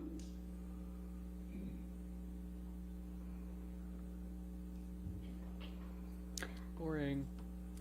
In Plaintiff's Doctor. Exhibit 881B, Depp's lawyer Adam Waldman said the various discrepancies prove that nothing Heard and her friends said about the events of May 21, 2016 could be considered credible. Quite simply, this was an ambush, a hoax. They set Mr. Depp out by calling the cops, but the first attempt didn't do the trick, he told thedailymail.com. Oh, yeah. Yeah, one of the things, like, if I can get into it, like, if I find a way to access it, I'm really curious. There's, like, a lot of buzz around about, like, how this has become, how it's stuck around for so long, how it's taken up so much oxygen in the room. And, like, I think aristocracy has gone really hard, like, making weird claims about, like, it's a PSYOP campaign or something, or, like, Johnny Depp hired, like, is, like, intense, I don't know, like, spy agents. I can't remember what the claim was, but I remember it making me think, like, big if true, you know, like, okay. But I am definitely curious, like, how, like, what, there's something going on in the background that has made this take over the social medias. Like, I think there's a concerted effort going on to affect our timelines at this point. The officers came to the penthouses, thoroughly searched and interviewed, and left after seeing no damage to face or property. So Amber, her friends, spilled a little wine and roughed the place up, got their story straight under the direction of a lawyer and publicist, and then placed a second call to 911. But even this didn't have... Oh, apologize. You're fine. Okay. Is there a problem? What happened? Skip ahead a bit. Oh, they had to approach the bench. Holy cow. Let's try again. Okay. And if we can please pull up Plaintiff's Exhibit 881C.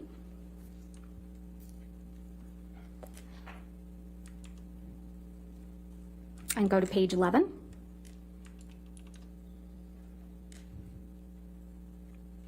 This is another article, Ms. Heard, where you argue that Mr. Waldman's statements are defamatory, correct? I don't know if this is taken from that article because I can't see the article in full. It's page 11 of the article. And the statement reads,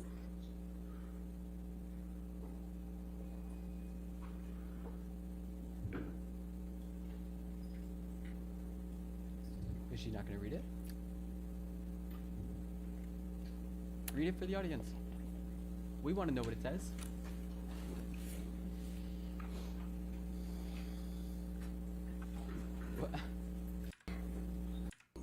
Have reached the beginning of the end of Ms. Heard's abuse hoax against Mr. Depp. Is that correct? Is that one of the what you claim is one of the defamatory statements abuse? Okay, let's go back. Here we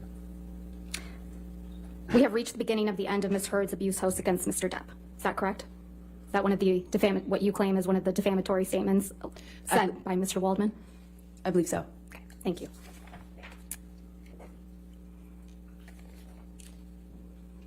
Ms. Heard, you're not aware of any career opportunities that you lost as a result of Mr. Waldman's statements, are you?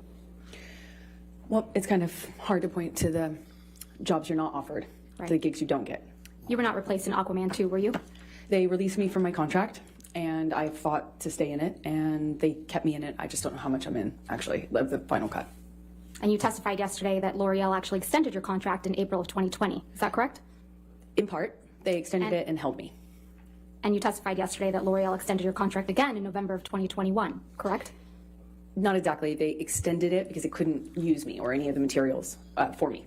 And that extension was for 20 months, right? That's correct. Okay. Ms. Heard, you testified yesterday how Mr. Waldman's statements, quote, torture you every day. Do you recall that testimony? I do. And then, and that you look at them every day. I look at the online attacks, the media. You can't avoid it, to be honest, that those statements are often attached to. I don't look at his statements every day. And you testified that you just want to move on with your life, right? I do very much want to move on with my life. But you've gone out of your way to engage with Mr. Waldman on social media, haven't you?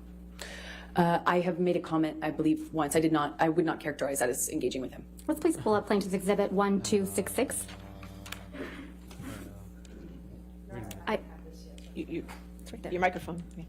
Your microphone. I don't have this yet, so I'm asking for it to be given to me before. It's a photograph. I think it's just a... This is your tweet, right, Ms. Heard? That is correct. I'm going to move to admit and publish this tweet. I don't check the relevance.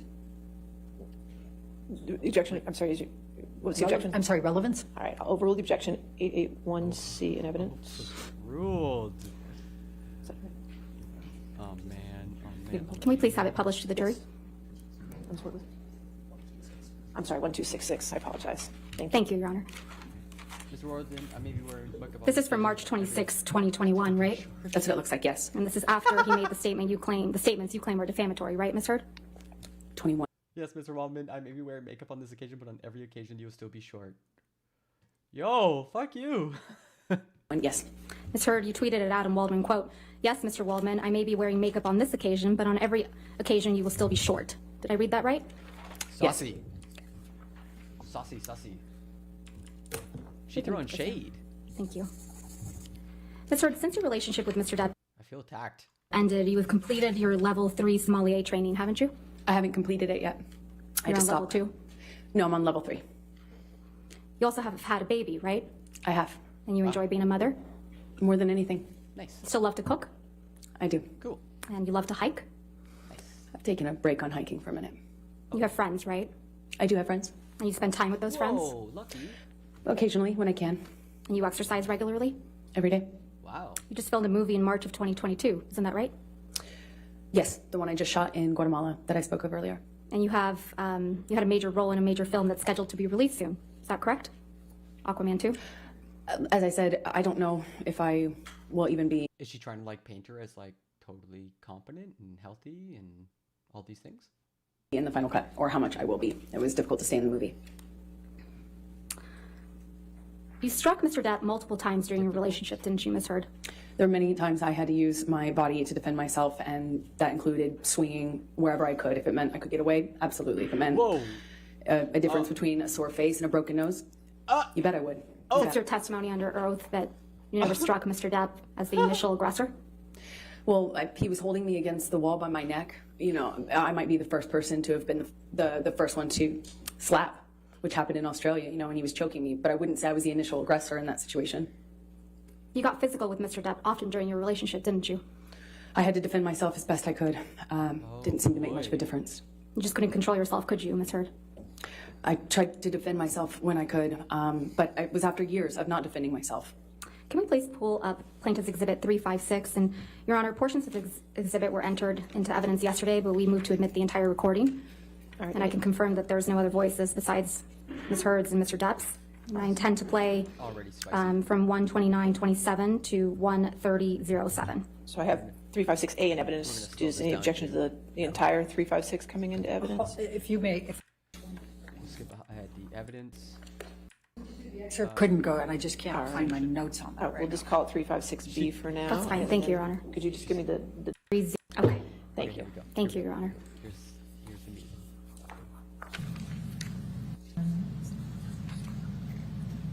I can't promise you that I'll be perfect. I can't promise you I won't get physical again. God, I fucking sometimes get so mad I lose it.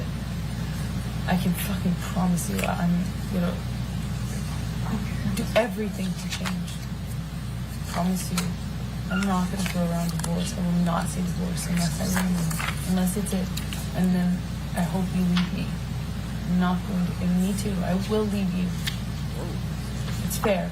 I can't do it, you know? And I think, honestly, if we hold each other accountable to that, it's fair. She said she couldn't contain her rage sometimes. Ms. Hurd, that's you and Mr. Depp on that recording, correct? That's correct. And you told Mr. Depp, quote, I can't promise you that I won't get physical, end quote, correct? That's correct. He was accusing me of instigating something in a situation I explained yesterday. And you also told Mr. Depp that sometimes you get so mad you lose it, correct? That's correct. I also explained the context of that fight yesterday. Uh-huh. Yeah, you did. Isn't that exactly what you told Ben King on your way back from Australia? That you get so mad you lose it? Absolutely not. I know that that's what Ben King testified to, but I never had that conversation with Ben King. Oh, okay. So we Ben could King's please a liar. play. I'm sorry. I checked, and I have no objection to the entirety of 356 coming So in. 356 in its entirety will be in evidence. All right, thank you. Thank you, Your Honor. If we could please play from what's now been admitted, Plaintiff's Exhibit 356 in its entirety from 705 to 743. Man, she's I'm really not gonna be in a physical fucking altercation Don't. with you. Then don't. You fucking hit me last night. You fucking. What about all the other times you split? Come on, you cannot act like that. It's about that. It's Well, not. when on a plane, I can't split. No, and you hit back. So don't act like you don't fucking I participate. pushed you. I'm not going to get into the details of that fight. You and I both know that you split when there is no physical violence involved.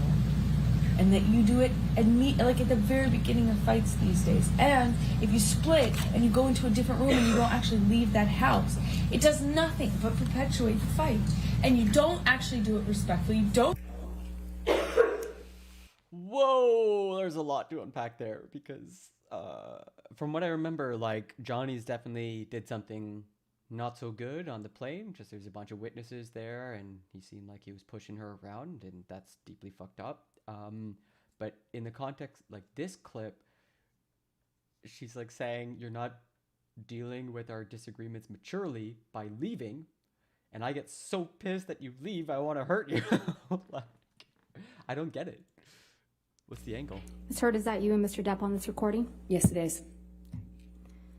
Can we please pull up Plaintiff's Exhibit 343? And I believe that one's been admitted already into evidence. Yes, ma'am. Thank you. And just for the record, we're playing from 24601 to 24720. I said to Travis, I said to you, hey, tell Travis what just happened. Oh, you told me to do it. You told me to. You said, go do that. I said, no, tell him what just And happened. I lied. And that you punched me in the You're right. fucking thing. And You figured in it the out. face. And you said, no, fucking, no, I didn't. What the fuck are you talking about? And I didn't watched punch you lie. And then I didn't punch you, and by then the way. I'm sorry that I didn't hit you across the face in a proper slap, but I was hitting you. It was not punching you. Babe, you're not punched. Don't tell me what it feels like to be punched. You know, you've been in a lot of fights, been around a long time. I know. Yeah. No, I- when you fucking have a close You fist. didn't get punched. You got hit. I'm sorry I hit you like this, but I did not punch you. I did not fucking deck you. I fucking was hitting you. I don't know what the motion of my actual hand was, but you're fine. I did not hurt you. I did not punch you. I was hitting you. How are you? What am I supposed to do? Yo, I don't know about you guys, but when I hear the words, I was hitting you, but you're fine, so close together, it sticks out to me. Let's just say that. Dude, do this? I'm not sitting here bitching about it, am I? You are. That's the difference between me and you. You're a fucking baby. I just recognize you. You are such a baby. Grow the fuck up, Johnny. Physical fights. It's very sus. Like, what is it? Darvo all over. Deny, attack the accuser, and reverse victim and offender. I did start a physical fight. Yeah, you did, so I had to get the fuck out of there. Yes, you did. So you did the right thing, the big thing. You know what? You are admirable. Such a damning clip. This is such a damning clip. Oh, fuck. That's you and Mr. Depp on that recording, right, Ms. Hurd? That's correct. And you said you hit Mr. Depp, right? Yeah, I had to hit his body to get Ms. him out Hurd, of the door. my question was, you said on that recording that you hit Mr. Depp, right? Yes, I did. Okay. And you accused him of being a baby for not wanting to be in a physical fight with you, right? Incorrect. I accused him of being a baby for complaining about me hitting him when he was trying to get through the door. I was trying to barricade. Right. Can we please pull up? That didn't make it better. I was trying to arrest his freedom. I'm anti-freedom. Plaintiff's Exhibit 368. Oh no. And again, Your Honor, this is a recording of just Mr. Depp and Ms. Hurd. I'm going to move for the entire exhibit to be moved into evidence. Sussy baka. Any objection to 368? I don't think so, no, Your Honor. All right, no objection. 368 in evidence in its entirety. It's a shitty law.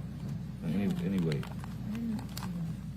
I opened the bathroom door when you were knocking on it. After a few times I opened, and you just kept going. You just kept going. I tried to close the door 3 times. Please, just don't.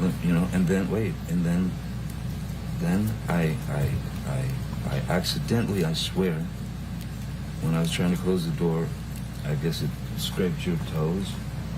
And I didn't mean to do that. And I bent down, and you either pushed or you kicked. I think you kicked the door open. The door, more open, so that it would hit me. And it hit me. I didn't mean to. I didn't know that. It hit me in the fucking head. But I did not mean to do that. I don't know what you're talking I was bent down behind the door. I did not do anything to her. I did not kick a door or push a door so that it would hit you. I did not. I swear that that was not my intention. I think I remember when the door scraped my toes, I reacted, but the door thing, I remember, I never did that. That wasn't on purpose. I might have done it on accident. Okay. But so let's say that was an accident. I then stood up. I don't even know if I said, I might have said like, what the fuck, whatever, because I'd just been hit in the head with the fucking corner of the door. I'm so sorry, I did not. I'm sorry. And then I stood up, and then you fucking clocked me. I remember hitting you as a response to the door thing. Okay. All right. Okay. I don't know, man. That's fucking wild.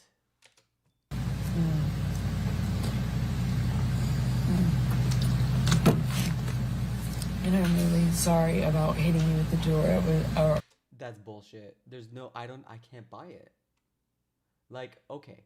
I can buy that it was an accident, but it sounded slippery, but the fact that she clapped him after? No. Come the fuck on. Come on. How? Hitting your head, I did not mean to, nor... You didn't mean to hit me in the head with the door, but you meant to punch me in the jaw. I meant to hit you, and I did not do this thing with the door. I do remember, I did mean to hit you. So that you didn't mean? The door? No, God, no, I didn't. But punching me in the jaw. I didn't. Okay, I'm sorry I hit you. I did mean to hit you, but it was in response. I just reacted in response to my foot. I just reacted, and I'm sorry. It's below me. Your foot? I like how like his accident justifies her reaction, right? And then when he's like, yo, that hurt me, she's like, oh, but it was just an accident. Like, help me understand the logic here. That was why you punched me? Yeah. But I'm sorry. I'm sorry if I... She says, I'm sorry. I'm sorry. I'm sorry. Again, not that's a- you and Mr. That's not a Canadian thing. You know, she's not protected by our weird Canadian laws. When you're saying I'm sorry, it is kind of sounding like you're guilty. Depp on that recording, right? That's correct. And Mr. Depp was hiding from you in the bathroom. Isn't that Incorrect. right, Ms. Heard? Incorrect. Well, Mr. Depp said on that recording, I opened the bathroom door when you were knocking on it. Doesn't he? I don't know if he said that, and I didn't hear that. And one Mr. detail. Depp said, when I was trying to close the door, I guess it scraped your toes. He says that, doesn't he? Correct. And then you kicked the bathroom door into his head, didn't you? No, I didn't. And I then you punched him in the defended jaw. myself in that audio. You can hear it for yourself. Right. And then you Yeah. punched him in the jaw. I also did not do that. I tried to make that clear. Didn't you? No, I didn't. And I then you punched him in the defended jaw. myself in that audio. You can hear it for yourself. Right. And then you punched him in the jaw. I also did not do that. I tried to make that clear on the audio tape too, So- in futility. So Mr. Depp said, you meant to punch me in the jaw, right? Are you asking me what he said on the on the recording? Yes, he said that. And then you respond, I meant to hit you, didn't you? As I explained yesterday, I was trying to get him off the door, And you said, I remember, I did mean to hit you. meaning the door. The door was on my feet. I You've heard reacted this- instinctively to that. Yeah, you've heard this audio before, haven't you, Miss Heard? Yeah, we've already had this trial before. Yeah, it was played for you when you were deposed in 2016 in connection with your divorce from Mr. Depp, wasn't it? That's one of the times I've heard it, yes. Okay. So you've had plenty of time to think about how to respond to this recording, haven't you? True. I don't know what you mean by that. Could she be prosecuted for lying in court? Is this all just he said, she said type stuff? If you're watching, Dan, she isn't lying. She hasn't lied anywhere, right? Like, and you notice a lot of her answers like, are you asking me if that's what I said? Then yes, I can tell you that is indeed what I said. And good morning, yeah, welcome to the stream. I hope you're doing okay. She's doing the lawyer thing, but this is another lawyer, and she's trying to box her in closer and closer and closer to the heart of the matter, which is, did you intentionally try to hurt this person? Well, let's take a look at how you responded to it the first time. Can we please pull up what will be marked Plaintiff's Exhibit 1261? Nice. I'm going to see if there's any discrepancy between... The next thing that I'm going to play to you as cue. All right. Oh, if you want to come? Approach to the bench. She drinks her weird colored water filled with alien electrolytes.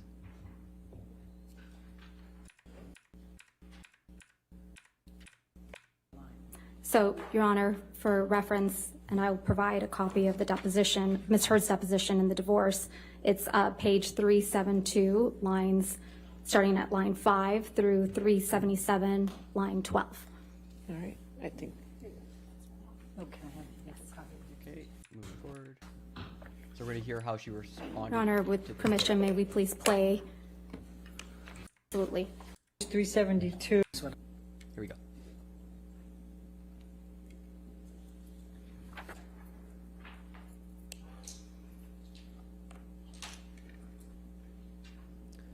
Nerve calming. Okay. But I think Johnny Depp had one of them too. So I think it's just one of those celebrity things. They don't get normal water. They get like premium water. I think you have to like squeeze it out of Himalayan salt. The next thing that I'm going to play to you as cue. Would you listen to this, please? This is punching. Let's keep on.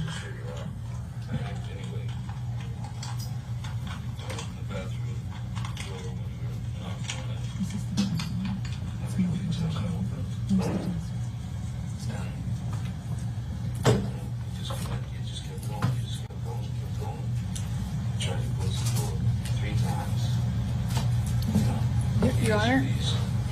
Maybe we can stop it. Another approach. And do it through reading the deposition, Your Honor. They don't need to do that. Yes. I don't necessarily care what the objection is, just how it plays out. Please start it over. Okay, trying again. It's got a lot of background noise, eh?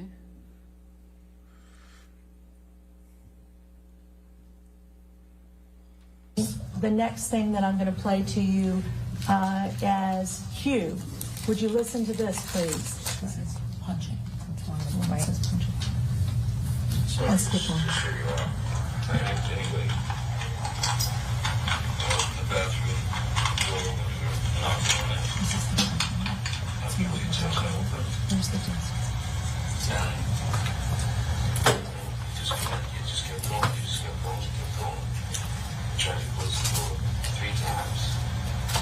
You know, please, just don't let me know. And then wait, and then I accidentally, I swear, when I was trying to close the door, I guess stretched your toes. I didn't mean to do that. I bent down. And you like to push me, kick the door. I mean, say put the door, get more open. So I did not mean to. But I did not mean to do that. I was bent down behind the door. I did not do anything to. I did not kick at the door or push the door so that it would hit you. I did not. I swear. I mean, that Look how was unconcerned. not my intention. I think I remember when it was scrape my toes. Okay. So you told him in that excerpt that you hit him with the door but did not intend to hit him, correct? Did you say that? I said whatever I said in that recording. I don't. When you play it for me, it's hard for me to remember every single. And that's a recording marked as exhibit the punching. Q. That we Q. just played. Q. Would you continue to listen to exhibit Q? Are these from the same day?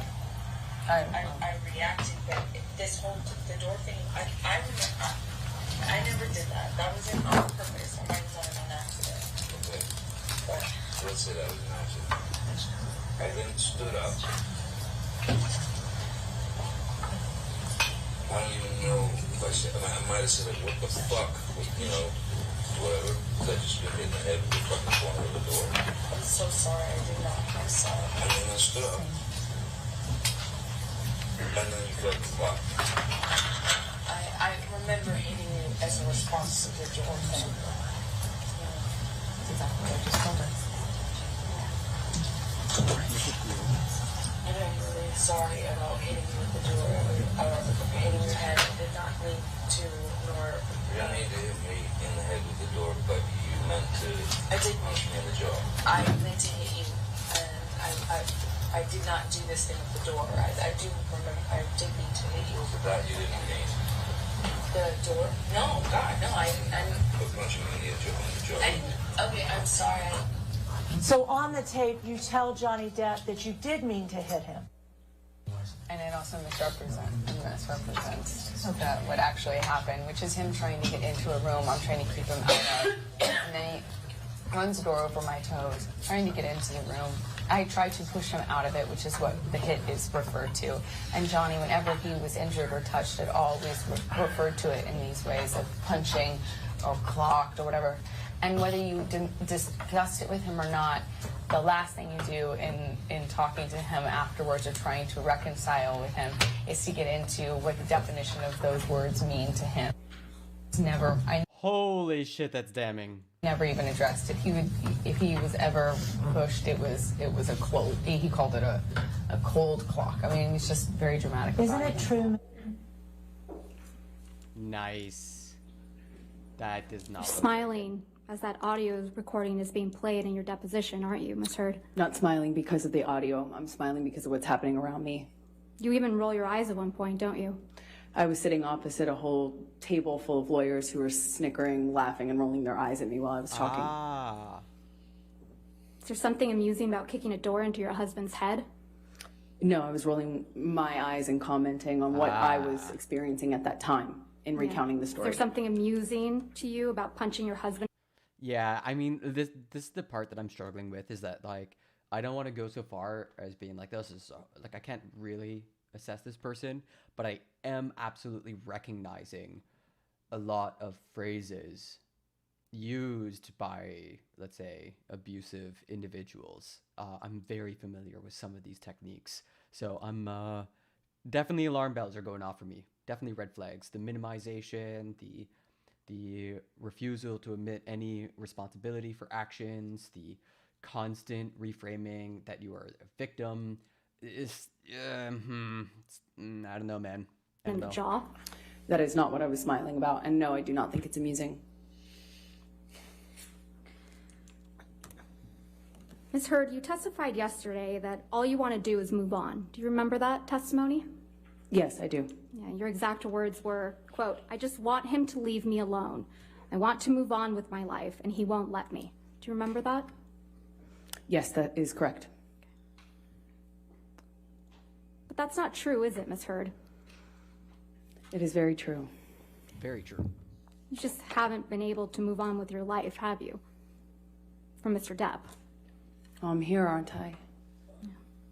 In fact, on October 11th, 2018, you actually commenced an arbitration action against Mr. Depp for defamation, didn't you? I don't recall that, no. Your Honor, may I approach? That's, May we approach? Yeah, she's not happy about that answer.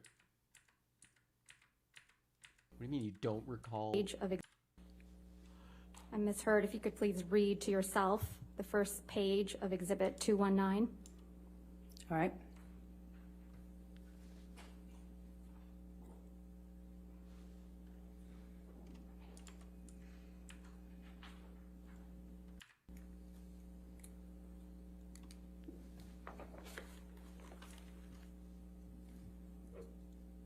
Page of, and if you can also read to yourself the second page of Exhibit 219, and look, if you can scroll down, Tom. Again, Ms. Heard, just to look. It's basically forcing you to look at evidence. Like, you know these words. Don't play with me. That refresh.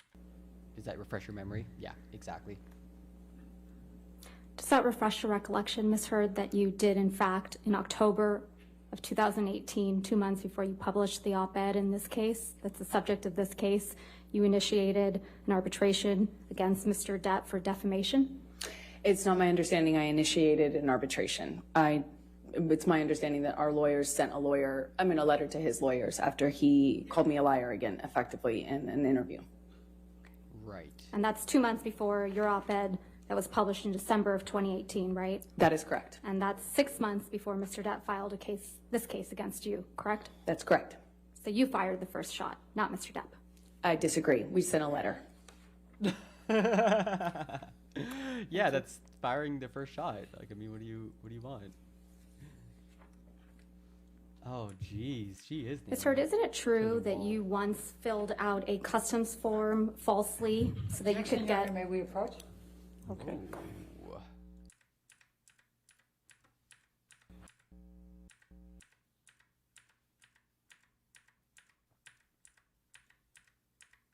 Oh, this is a big one. You know how juicy it's going to be by how long it takes the lawyers to argue in front of the judge.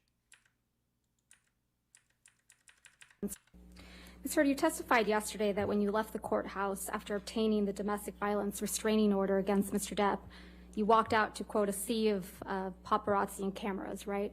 That's correct. You testified that you were surprised to see the sea of cameras. That's correct. Because it was quiet when you went into the courthouse that morning. And the divorce had remained under the radar up to that point. You testified that no one knew about your divorce, so you thought it was going to stay that way, right? No, I always figured it would come out. I just trying to buy time. You knew the media had been alerted that you were filing for divorce, right, Ms. Heard? No, I just knew that it was impossible to do that privately, so you could just hope it was a matter of time. When You knew they filed. were going to be there, didn't you? No, I did not. Your I mean, publicist- I assume since it's a public building that there is that likelihood, or not likelihood, but possibility. But I was, I was shocked. Your publicist, Jody Gottlieb, was there at the courthouse with you, wasn't she? Yes, she was. So you anticipated that you might need your publicist? I thought the filing might make, well, I was told the filing was public, that it would be impossible. There's no way for you to do a private filing. And then the second that I filed for the TRO, it would be public news. I didn't expect all these photographers and cameras to show up at the courthouse in real time, but they did. If we could please pull up Plaintiff's Exhibit 1280, which is a clip from your divorce deposition, and you have at page, if I can alert you, you have the transcript there, page 74, lines 22. You said through 874? 74. 74. Line 22 through 75, line 13.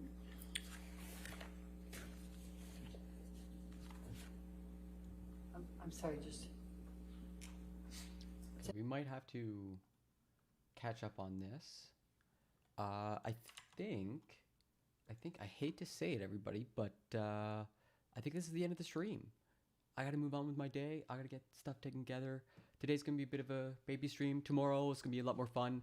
We're gonna go over some of my performances in the city. I'm gonna promote the show that's coming up. We're gonna check out some of the new stuff I've been working on, and yeah, maybe we can figure out some good emotes or something. And definitely, I'm hoping to get to like a bit more regular schedule. We'll see. Things are shaking up for me, so hang tight. But I'll be back here tomorrow morning at 9 a.m. EST. Because I need to sleep in a little bit on the weekends and play Elden Ring a bit longer than I normally should. And yeah, I hope you had a good time here. Hope you have a lovely rest of your day. And I'll see you later, everybody. Bye. Have a good one. Arrivederci. Ciao. Salut. I hope something nice happens to you today besides the stream.